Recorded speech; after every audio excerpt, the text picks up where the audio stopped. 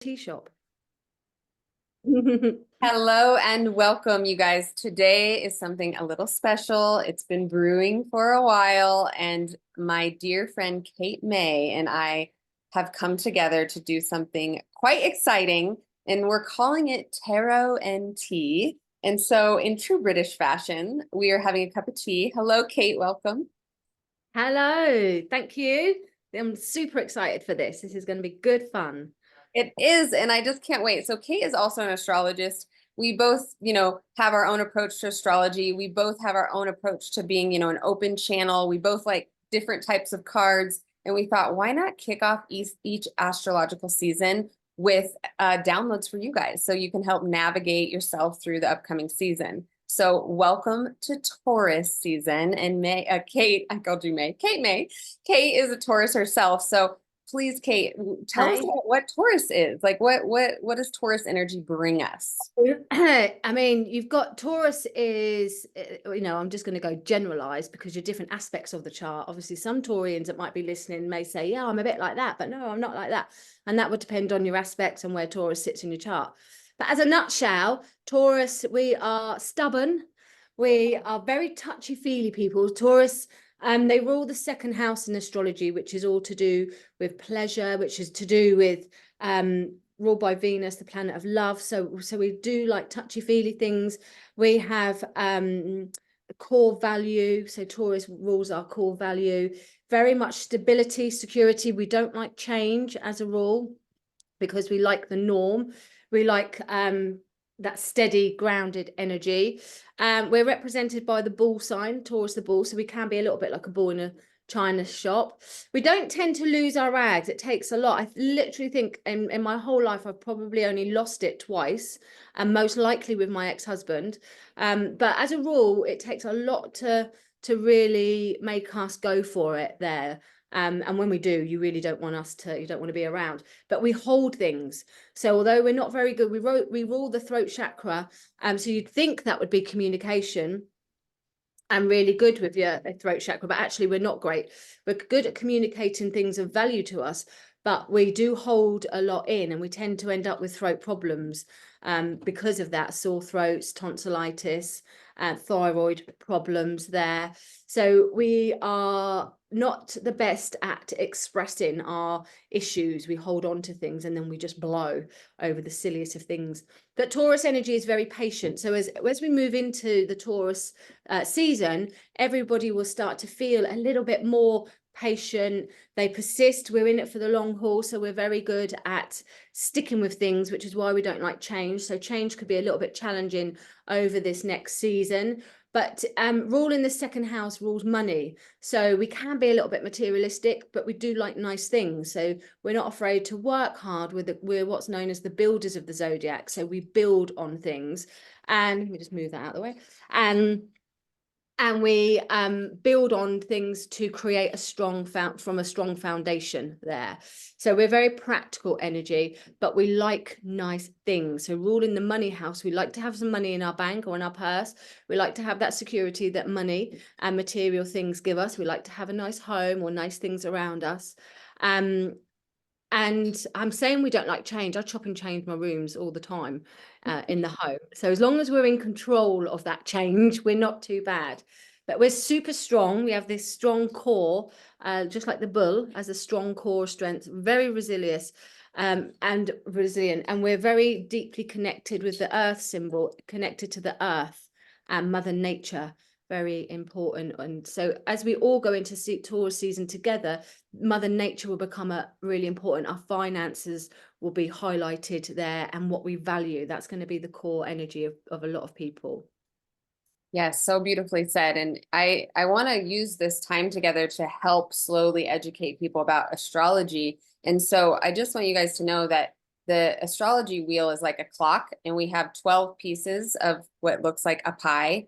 And so we all have Taurus, no matter what. Even if you don't have planets in maybe the house that Taurus rules, we still have Taurus energy in our chart. So we have everything. And when we go into a season, like we're going into Taurus season right now, that is going to be the environment we're moving through. So it's always important to know what season it is, just like what season it is out with the weather. this is the season of energetics. And so this is the season as of Taurus, meaning everything that Kate just said is something to look at. And then look at where Taurus is in your chart. So the second house is a lot of the things that she just said. So you'll want to look at the second house and where Taurus is. Typically, it could be in the second house, but it might be somewhere else. And then if you don't want to look at astrology and you just want to listen to what we say, it still can be applicable. Like just feel into your heart what feels true. And then you'll start to feel the synchronicities and see the signs and have aha moments. And it's just going to be so much fun. So where Yeah. do you want to take it from here? Yeah, I was just going to say, so if dependent, I mean, people that know their astrology chart, and there's so many, those wheels, there's so many free charts out there. There's a lot of really good astrologers that do them, but there is a lot of free charts out there. Just literally type in free astrology chart if you know your time and place of birth. And it like you've said, it will give you each different house, and each different house has a certain meaning. So we're all going to have Taurus, but your Taurus might be in a different house. So if it's in house 1, which is to do with your appearance, you could be finding that this month you're going to be a bit more stubborn, but also you're going to appear a bit more calmer. And you could be looking to soften perhaps your appearance, maybe set your hair a little bit different, maybe have more natural makeup around you, or your home, changing your environment that you're in could be really important for you. If it's in your second house, it's very much going to be comfortable and around your possessions and money that will be of influence. Third house will be how you communicate with people and perhaps educating, maybe through financial endeavors.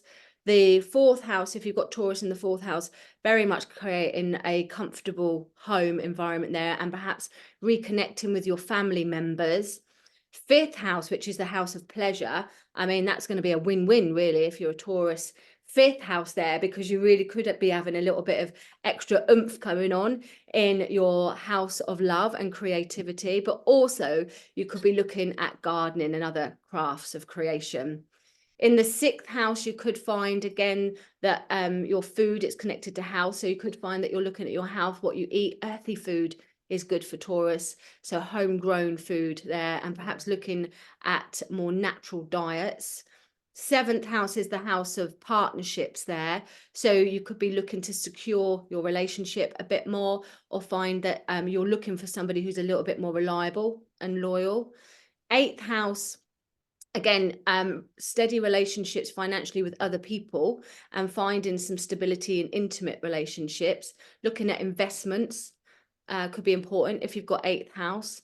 Ninth house will be your higher education and how you adapt your practical energy to your spirituality, your philosophy, and your traditional. Taurus is very traditional, so it could be connected to your traditional belief systems and how you value your practices.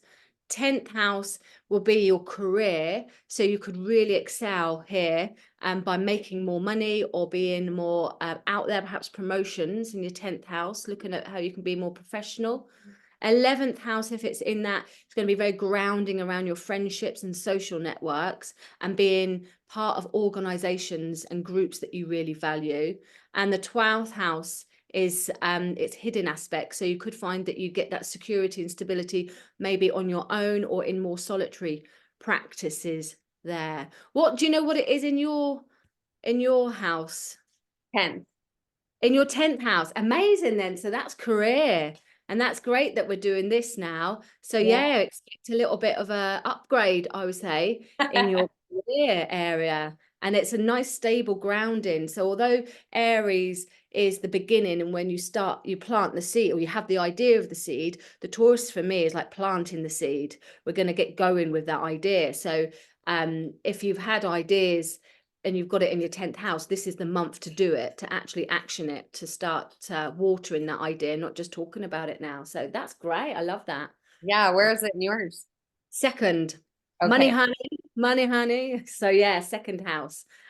Possessions and values are going to be super important. So yes, I shall be looking at how to make more, basically, instead of spend more, which I'm very good at as So you're well. then a rising Aries. I am. Yes, Yeah. I am so drawn to Aries energy. No, rising Capricorn. I've got Aries moon. Aries Aries moon. moon. Yeah. So what, Aries Um, is third house? Aries is, yeah, in my third house. And yeah, so my rising is Capricorn though. Yeah, my Aries sun. moon. Aries moon. And I like an Aries moon because it gives me my oomph. If I just had Capricorn ascendant and Taurus as my sun, I think I'd be really boring and super down to earth, super grounded, really serious. So I like having that Aries because it gives me my little bit of injection of life and that spark, I Yes. think. Oh my gosh. Amazing. Okay, so I am just so excited about this because I want people to start to feel and track, like when I started tracking my moon cycles and then tracking the seasons that I would walk through, I started to realize one, how to plan my schedule because there's certain seasons that I'm just, I'm a Pisces moon, and in Pisces season, it's very emotional journey. It's the last season of the zodiac year, and I need to have a very lax schedule. And then come Aries season, I am like rearing to go. I am so excited, but everyone's different. And if you start to journal and track and take notes of how you feel, what happens, I think it gives you such insight into how to schedule your life, when to plan trips, what to expect when, even like miracles and magic and all of that. Like July is a big month for me. Like I always have an amazing July. So I think that this will be a kickstart to helping people really navigate how they lead themselves. Yeah, absolutely. And I think, we've had so many big changes over the last few years in the world. Anyway, this is a nice time to kind of find a normal and some stability there. And with with the eclipse that we've had, it's such a push me, pull me energy. People don't know if they're coming or going and what they're doing. So this is now like as we come into May, particularly, and out of the Mercury retrograde, it's a nice stable time to just take a breath. Taurus energy is very slow, so we don't have to rush anywhere. We can just slow down a little bit and plan for what we want for the bigger picture now. Yeah. What came through for me, which is interesting because you said plant the seeds. And I think that this is a time of planting some seeds just seasonally. But what I really felt is bloom. And I got this download a couple weeks ago, and I decided to do a master class because it's like I really think a lot of people have been kind of having their head in the sand and doing a lot of inner work for the past few years. And I Yeah. think just because of where the nodes are and going into Aries season, that really kicked, the eclipse season off.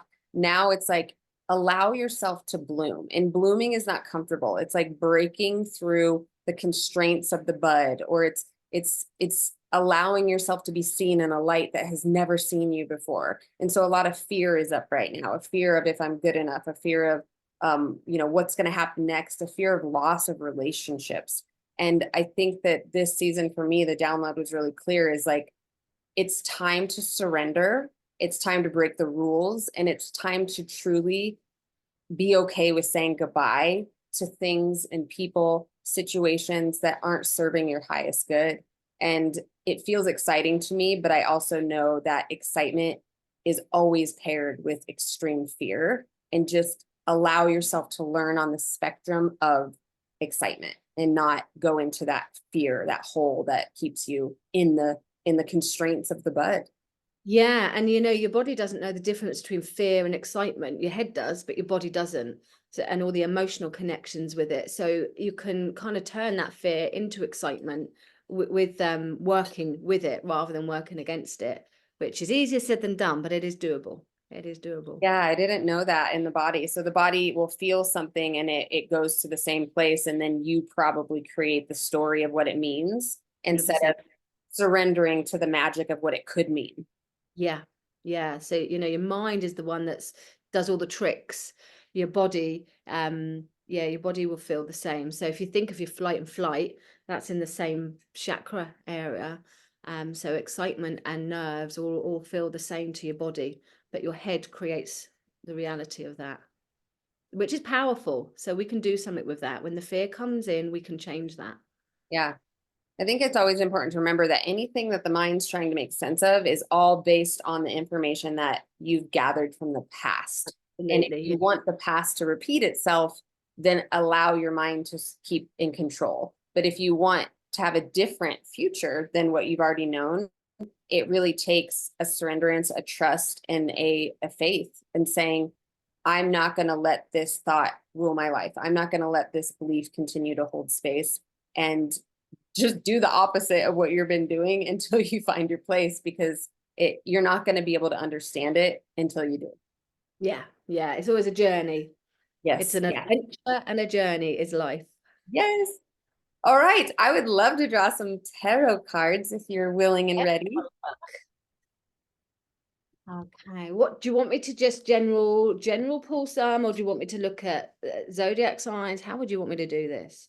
I would love for you to just intuitively feel into what would be best, and what I always think of what will serve the listeners, and just sort of feel into, I think, what is gonna, this is our first one, and we're kind of helping people learn as we go. So I probably would go for more of a simple. Okay, so let's go for okay, so I'm drawn to like three cards here. So let's have a look at the first one and be a general vibe for people through the Taurus season. So your general vibe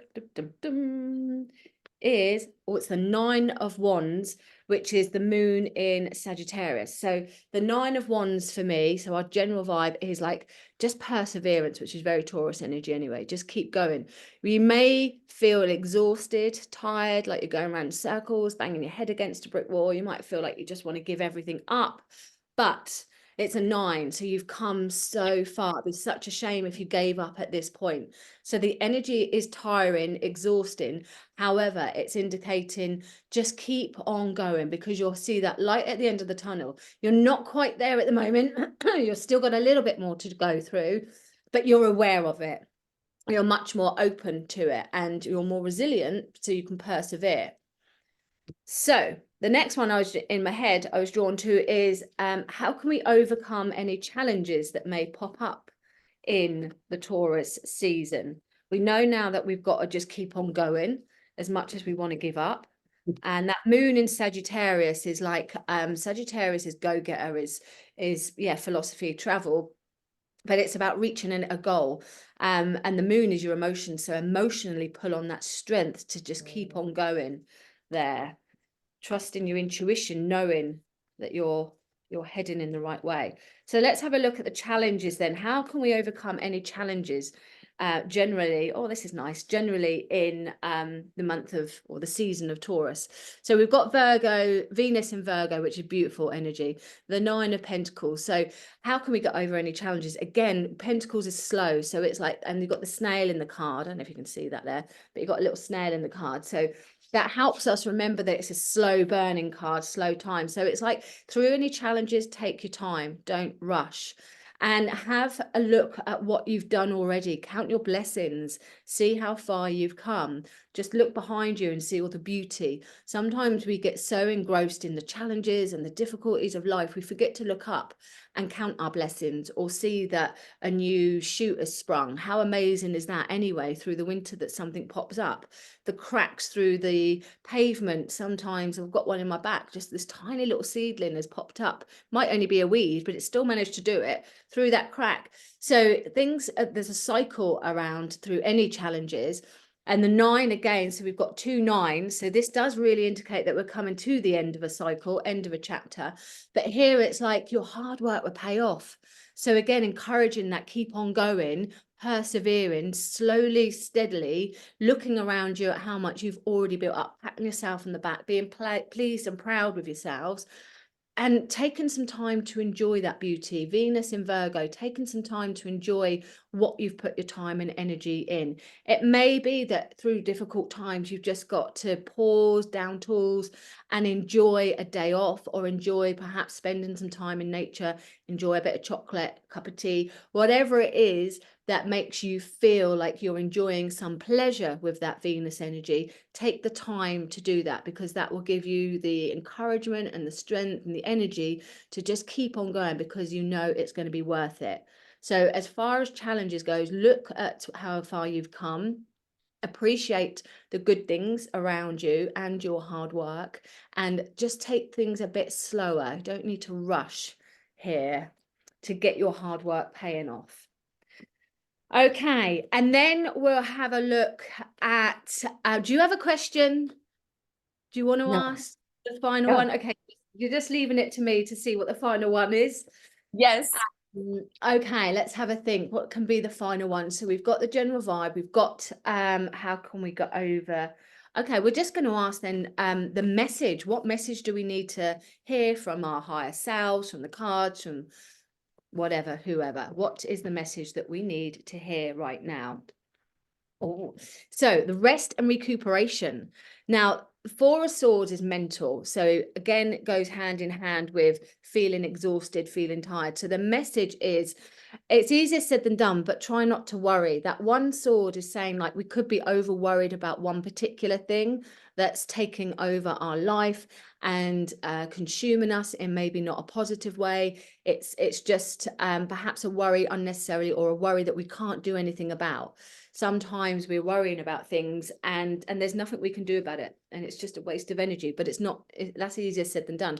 So this card indicates put that one worry to one side, literally rest it, and you can hang up the other worries for the moment. You need to be looking at your own individual energies, not wasting time on things that either aren't your concern. So any drama, step away from. Any respite, again, that goes hand in hand with the Nine of Pentacles, nice and slow, steady. So taking a bit of time out, taking some time. And if you can't have a holiday or a weekend, just maybe changing your environment, changing the situation around you, changing your room around, or perhaps in the day going outside instead of the office, just making a little bit of a change there so that you can break that mental stress of something going over and over. And what that will do is give you the energy for the next chapter, for the next part.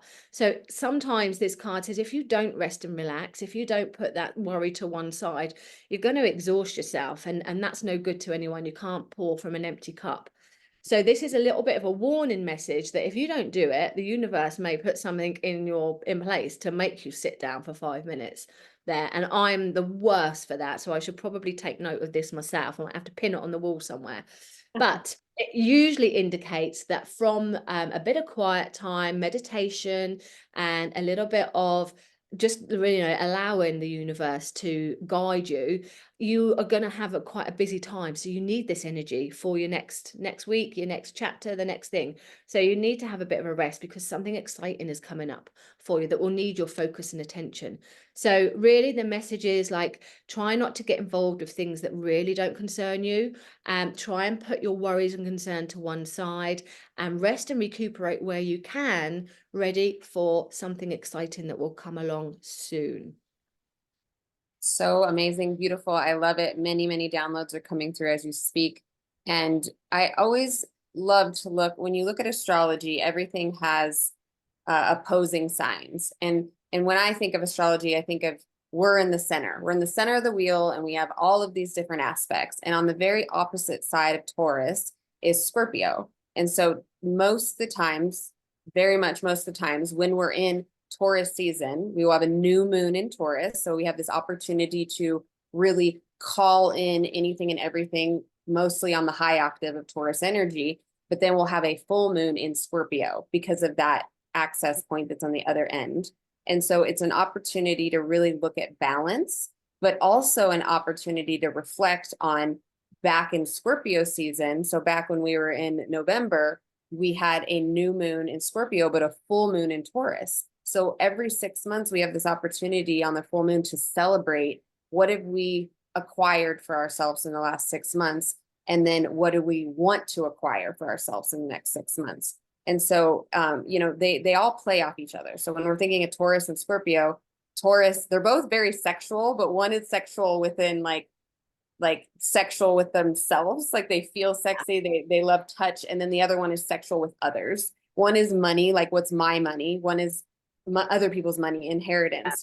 One is more of the conscious, like, and what have we built? The house I live in. And one is the unconscious and the house that I live in that cannot be seen. And so these are things that I want you guys to start thinking about, because right now is what have I built in the physical world, and how do I feel in the physical world in what I've created, and how can I bathe in this luxury and these beautiful sheets. I always think of nice sheets when I think of Taurus, like very nice textiles and fabric and fresh flowers by the bed.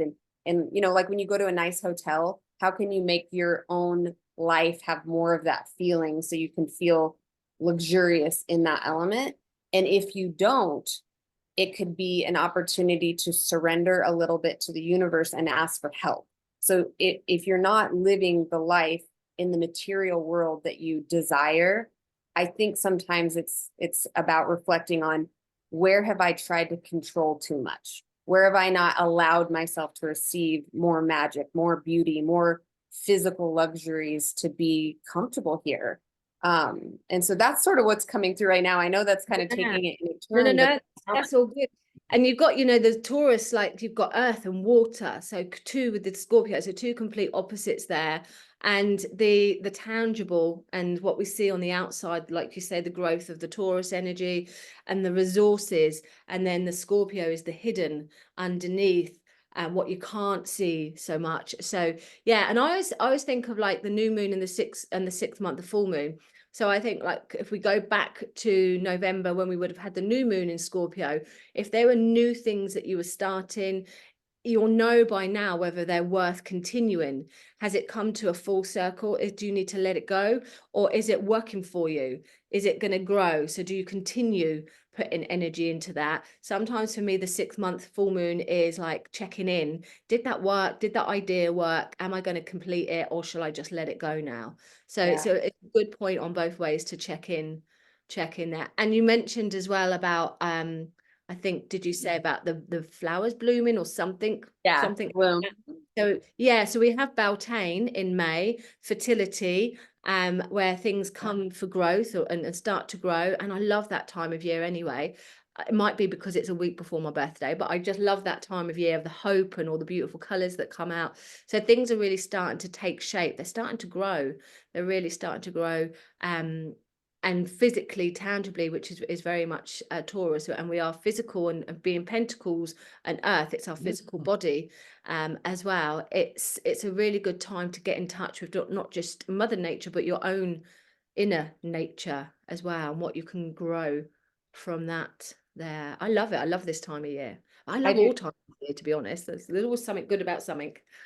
There is. And this is, as you're speaking, I'm saying, or I'm hearing, to tell you guys to utilize where your attention is being drawn and have a conversation. If you see beautiful blooms, ask, where am I blooming? If you see, you know, robin eggs, ask, what is about to be cracked open within me? Like, start to have a conversation with what you see in the physical world that grabs your attention, that might inspire you, and realize that we're all mirroring each other. We're all one. And so whatever has an energy that's pulling your attention is an invitation to really reflect upon your own self and what's in store for you.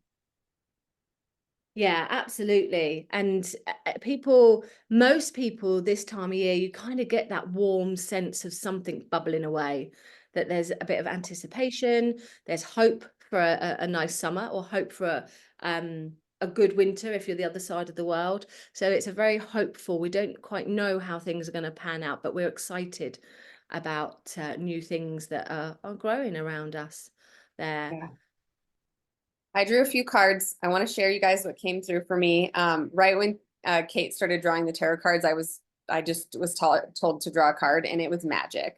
And of course, like, I'm all about the magic and the miracles and the unicorns and the intuition and all of that. And I've been seeing rainbows like crazy. And you got on the call, and your cup has that rainbow glisten Yeah, on it. for So some cup, loves I this. Yeah. love it. I feel so supported right now with this like pink realm, this mystical realm.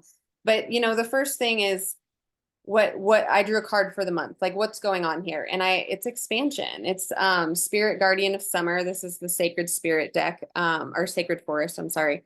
And so expansion, it's like, yes, we are all being invited to expand. We are all being invited to crack through the constraints of the bud and push ourselves, really push ourselves to expand on all levels in the physical world. You know, I think we've done a lot of reflecting. We've done a lot of deep work in the unconscious. And now it's like, all right, how to make it conscious, how to come back from all the work we've done and the deep dives that we do, and really celebrate. And then, you know, this is interesting, but what needs to be released? Right now, I'm getting the air spirit of knowledge. And when this comes up, usually what I'm getting is that let's get out of our heads. We know enough. And you know what? If there's something we don't know, let's seek it inward. Let's go to the inward wisdom. Is that the same? Very similar, yeah. Let your Yeah. head go. Yeah. Yep. And so then it's not that let go of knowledge, like seeking to know, but it's like put it on pause and get in Mhm. the body wisdom, the feeling, the being still, the really stepping back and not in this race of learning more, another certification, another class, Mm. another, it's like, no, no, no. You know enough right now, and there's always going to be someone you can serve if that's what you choose to do, and wisdom and love that you can bring into your life in this moment. And then what we need to call in and sort of like accept, like what's going to help us is accept that it's uncertainty. You will not know the answers. You're not going to ever be in a place where here's how to get from point A to point B, and I'm going to go this way, and I know it all, and it's going to end that way. It's not that way. It's about surrendering and saying, I'm going to aim for the best, but I know the universe knows better. I know that they know what's best for me. And if I'm right, great, wonderful, I'm in tune. But most times I don't know the path. I don't know the way. But I'm going to hold on to my dreams and hold on to my vision and just know, trust, be devout to that soul inner knowing of there is more for me in this lifetime and I am worthy. I am worthy. Worthiness is a huge thing that usually comes up around Taurus energy. And I think it's just really understanding that you get to decide. You get to decide, and you're perfect, you're love, you're beauty, you're worthy. But all the human stuff that happens to all of us along the way sometimes makes you believe a lie, and maybe sit with yourself and enjoy the fresh blooms of the season and say, what lies have I let take over my life and have prevented me from blooming and expanding and being all of my truth that I naturally am? Yeah, and I think that natural beauty that flowers come up with is really key in being open and honest with ourselves and finding that natural truth, inner truth, which is very important around the Taurus season, because like you said, we've done all the thinking about it. We've done all the we want to do this, we're going to do this, and this is a doing month. This is a doing season, and it's almost like put your money where your mouth is now. Yeah. Like you say, you learnt the courses, what are you going to do with it? And I've done quite a few readings lately where it's a very similar theme, where I'm saying to people, you spent all this money on things and you're not doing anything with it. And they're like, I know, we don't have the confidence. So the teaching, they're learning it, and then the teachers are just like, bye. They're not showing them the next stage of like how they can progress with it. So they're leaving them hanging a bit, and then they're like, oh, we want to do another course. We want to do another course. And I think you're right. I think at the minute, people, again, resources, having to be a bit careful about perhaps what comes in and what goes out. But just for a little while, just pausing and looking at how much hard work you've done, and perhaps developing your inner truth and finding your true purpose, not necessarily listening to what everyone else has told us to do. And want for us, but what we actually want, just slowing down. I think we just need to take 5 and just slow down a little bit to find that inner bloom for ourselves. And then, we're shine then. And everybody, what's that saying? No flower competes. The flowers just bloom. There's no competition. I Oh, can't I think remember. it's with the B. Or yeah, I know what There's you're a saying. there's There's a little two. There's saying. one with the bee, and then there's one like the flower doesn't beg the bee to come, it just does, and then there's no reason to compete because every flower will just be different and bloom. It's Yeah, not very poetic. along those lines, and that's basically what it is. It's just like be you, and start to bloom now. Be excited for this starting to bloom moment. Yeah, there's such a natural ingrained level of comparison. And with social media, I mean, it really is toxic to our own individuality. And we have to take back our power and realize that. And I'm very, very, very strict on what I see. I only follow Mm. like cats and flowers and beautiful content. And I don't follow any. If one time, if there's a post that makes me feel anything but joy, I will unfollow because I'm so in control of what I try to be on what I'm taking in, because I want to stay in that realm of what's comfortable to me, and that is magic and beauty and love and just freedom. Absolutely. And it's not like burying your head in the sand and not being acknowledged of what's going on in the world, because we friggin' know what's going on in the world. Thank you very much. But we don't want to let it control our lives or be absorbed, because if we're sensitive, it can really affect us. So I think the world is tough enough without having to be drawn into it. So absolutely, I think it's essential to just look at pretty things, just look and be part of something that makes you feel good.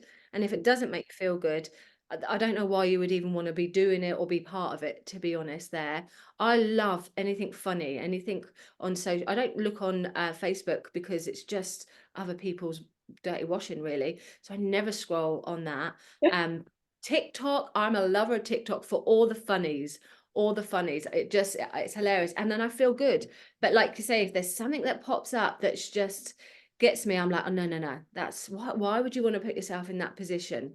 I think the world is tough enough without you having to add to that influence. It doesn't do your energy any good. You know, it'll lower your energy. If you've got low energy, you're going to pick up every element going. You want to raise your vibration. Yes. So I think it's essential in Taurus season, just because of the Venus, just for the whole season, do what pleasures you. Do what makes you feel good and enjoy whatever it is. If it doesn't touch your soul, if it doesn't make you feel good, bin it. That's my advice. Oh, I got full body goosebumps. And you said something that I want to bring it back to, because I want you guys to not confuse this. But Kate said that, Taurus is a doing month, but sometimes doing is making the choice to just observe. Doing does not mean achieving. Doing means intentional about moving forward. And to move forward, sometimes that means, what have I been actually addicted to, as in the knowledge and getting more, that has actually now drained me because I'm not applying it? Like, where am I not finishing the cycle? And it's very clear with both cards that we've drawn. And I think, the season we're moving into is, it's a physical month. Be in the body, choose to be a little bit still at first, allow yourself to crack through the uncomfortable feeling of whatever has been constrained or you've been trying to control. And then, like, yeah, beauty, like, spoil yourself, put flowers by your bedside, buy new sheets, whatever it is. Yeah, and you've got, you go into the nature and the seasons and Beltane that comes in. So we're starting in on one side of the world, we're starting to see all the beautiful flowers coming up and all the colors coming up. So we've already planted that seed. So the knowledge and the learning that you've been doing, you've got it there. And now it's like the reaping the rewards of that. So we're going to start to see the fruition, albeit slow and steady. And then in the other half, so those that are going to start their winter, they're now going to be pruning back all their gardens. They're going to start to cut things back, ready for the next season. So when you work with nature this time of year, is whatever side of the coin you're on, this is a time of change. Anyway, naturally, it's a time of change, and it's both on sides. It's a time of just slowing down and reaping the rewards either side, and seeing what gifts you've got, what abilities you've got, what resources you can use for the next. For me, this isn't the best time to be rushing around, but thinking about new ideas. We've done that already from February to the spring equinox. There, we've thought about things. Now's the time to grow those slow and steady. You can't rush a plant, so we water it, we nurture it. So we need to do that to ourselves. We need to be watered, we need to nurture, we need to be in environments of love and support to be able to nurture us to grow to that next level. So I always think I'm ahead, like the natural world outside, what's going on in the gardens, and naturally before any human got its hands and changed things there. That's the cycle I think is the most connected to your body Yeah. there. I think that it's another message is coming through also, is this is about you and coming home to yourself and connecting to the earth and connecting to your physical experience. So a word that you might want to familiarize yourself with this season is no. And so you say no to things that don't feel good to you. Not ask, take space, like, take space for you. And just realize that there are going to be people that probably are going to want more of you when you start to pull away. because that's how unhealthy relationships work. And so hold your boundaries and really nurture yourself in a way that feels good for you and your body, because it sounds like it's needed if you really want to go into that level of expansion. Mm-hmm. Yeah, absolutely. And like you said, when you start to say no and start to think about what's right for you, there will be certain people that will go, but then there'll be other people that will come in on the same vibration as you. So literally, as one door closes, one door opens, which is a natural cycle. And Taurus don't like change, so we will feel a little bit uncomfortable perhaps through some of those changes. That will affect everyone. Again, depending on what house it sits in, will be the area. But we always come out the other side, always Yeah. come out the other side there. Always. Well, thank you so very much, Kate. I want to let you guys know Kate does offer readings, astrology readings, tarot readings. She's fabulous. I definitely lean on her a lot. She is an amazing channel. So I will always have her information in the show notes if that's something that you would like to book. And then we will see you at the beginning of Gemini season. Is there anything you want to add, Kate? Is there anything I want to add? I don't think so. Spur of the moment head there. I don't think so. I think just like, bless you. I think just like enjoy a little bit of quieting or slowing down to find your roots. That's what I'll say. Enjoy slowing down to ground your roots. Yes. I love it. Buy yourself some chocolate, fresh flowers, and Chocolate I all will day long. see you guys next month. Thank you so much, Kate. Thank you. Thank you, Jenny.